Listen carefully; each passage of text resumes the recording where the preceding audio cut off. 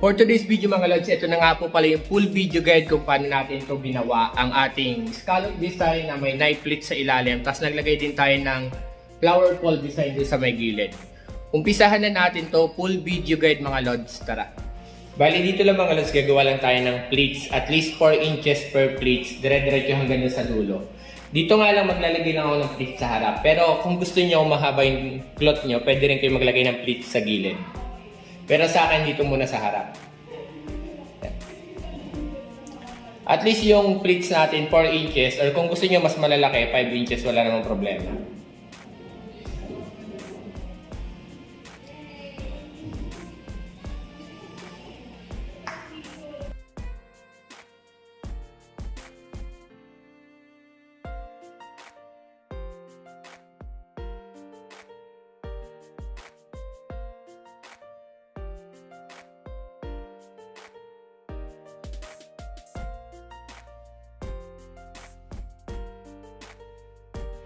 At after natin matapos yung single pleats mga lods, gagawin lang natin knife pleats, fold lang natin sa right, tapos ipipin natin. Yan. Dire-diretso lang ulit hanggang sa dulo.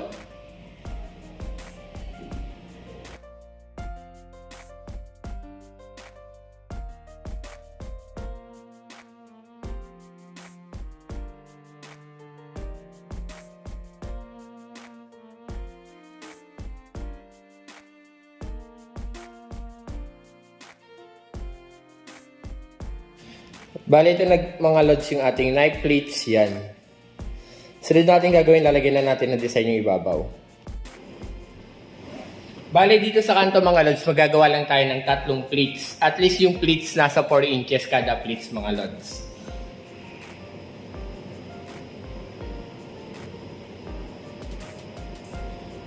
Yan.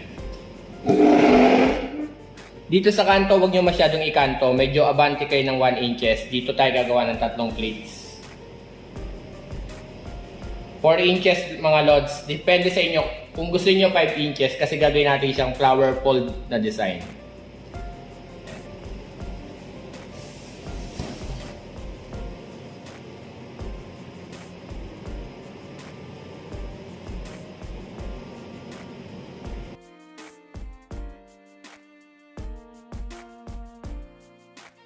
Pagkatapos yung magawa ng 3 pleats mga lods, ipipin lang natin to pati sa gitna.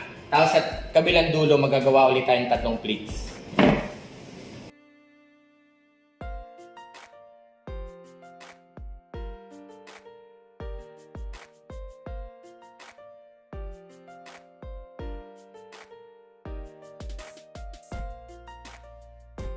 Bale, ito na siya mga lods, yan. Ginawa lang natin ng 3 pleats sa bawat gilid. Ito naman sa gitna ng table nyo mga lods, kagaya ng ginawa natin noong nakaraan. Noong nakaraan, isa lang yung kinuha natin, ngayon 2 na. Ipopold lang natin ganito. Yan. Kunin nyo lang sa kamay nyo. After nyan, ito yung pinakagitna ng table nyo. Kunin nyo yung pin. Ito, naglagay na talaga ako ng pin. Tusukin nyo lang siya pataas. Tusukin nyo lang siya pataas, tapos ito yung underliner na cloth natin. Yan. Tutusukin nyo yung underliner na cloth natin. Yan. Pailalim, kasama yung underliner, para malak siya sa labas. Para hindi siya mahuhulog yan. Nakalak na bali yan mga idol. Yan. Nakakapit na siya. Nasa sa inyo kung gusto nyo doblehin yung pin, pero kung tiwala naman kayo sa lock nyo, okay na yung isa. Bali, ganyan yung magiging itsura niyan mga lods. Yan, eto na siya. Yan.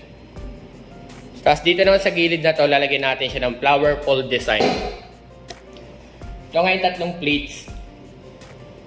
Pwede kayong gumamit ng mahaba na pin, yung may ulo. Or kung gusto niya naman, yung maliit lang. Depende sa inyo mga lods kasi ang kukunin nyo rito is doble na, hindi single. Kunin nyo yung pinakailalim. Itong tapat nito, doble. Yan. Fold lang din natin ng ganito kagaya ng ginagawa natin palagi. Ito yung nasa may gitna. Ito yung gitna. Yan. Diyan tayo pupunta sa gitna. Po-fold lang natin. Yan. Tapos ito na yung pinaka-pleats. Ipunin nyo lang siya sa kamay nyo.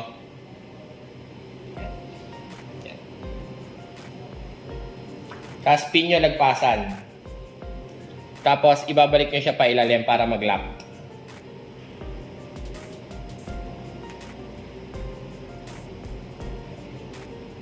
Yan, nakalock na siya. Tapos, dito naman tayo pupunta sa kabilang to. Space kayo mga 5 inches or 6. Fold lang. Dito naman kayo pupunta. Eto yan. Sama nyo na lang na ganyan para di kayo mahirapan. Hawakan nyo lang siya. Gagamitin naman natin itong mahaba para sample lang. Kasi pag mas mahaba, yan, mas makapal yung hawak niya, mas matibay. Matibay din naman yung maigsi, pero kung saan kayo nadadalian, yun na lang yung gamitin yung pin. Yan, lagpasan. Tapos ipofold nyo siya pa ilalim para malak. Yan. Ganon din sa kabila. Space kayo, 5 inches. 5 or 6. Paglaki ng space, paglaki po ng flower design.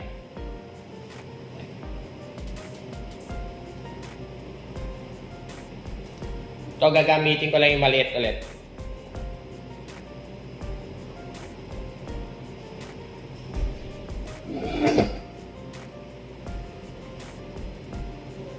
At pag nakalak na mga lods, ito, bukahin nyo lang siya ng konti para magkaroon lang ng design. Yung flower fold, papalabasin lang natin yung mismong bulaklak na design niya. Yan.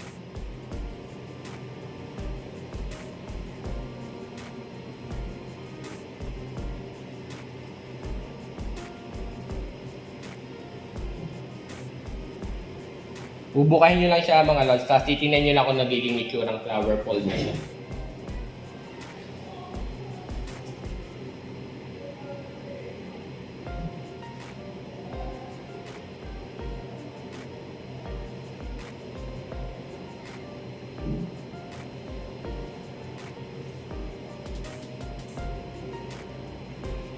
Yan. At bale, ito na siya mga lods yan. Flower fold design na may scallop papunta ron. Tapos gagawa rin tayo ng ganitong design dun sa kabila. Pero bago tayo magpunta ron, ito yung tirang cloth kanina. Ito ipofold nyo na lang din na ganito.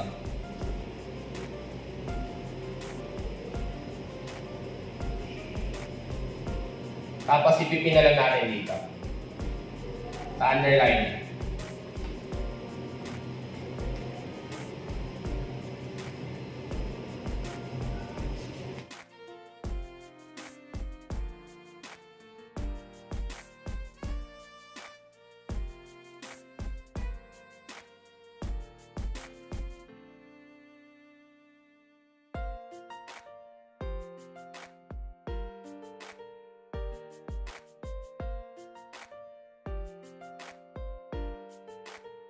Bale, ito na siya mga lods yan. Ito na yung may scallop design natin na may flower fold design.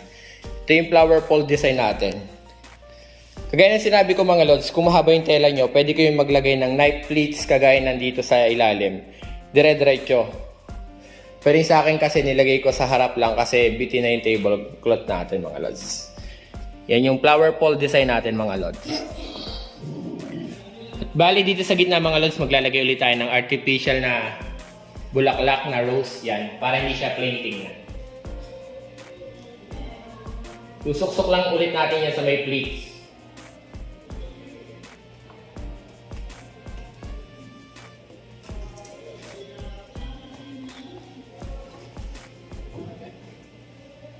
Tapos yung ating dahon.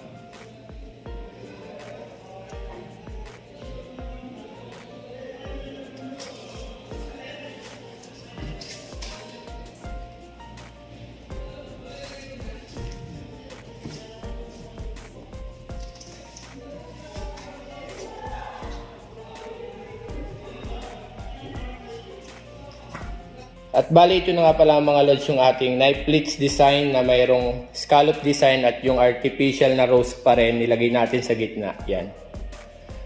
Yung table po natin na ginamit dito is 2 meters tapos yung cloth natin na green is Gina silk is 6 yards.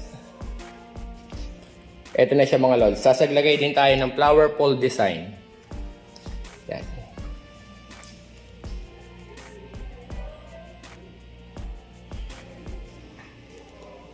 At bali hanggang doon na nga lang mga lods yung video. Sana nakuha niya, kung hindi naman, comment down below. At huwag niyo naman kalimutang i-share na rin po yung ating video para sa mga gusto pang matuto na mag-skirting.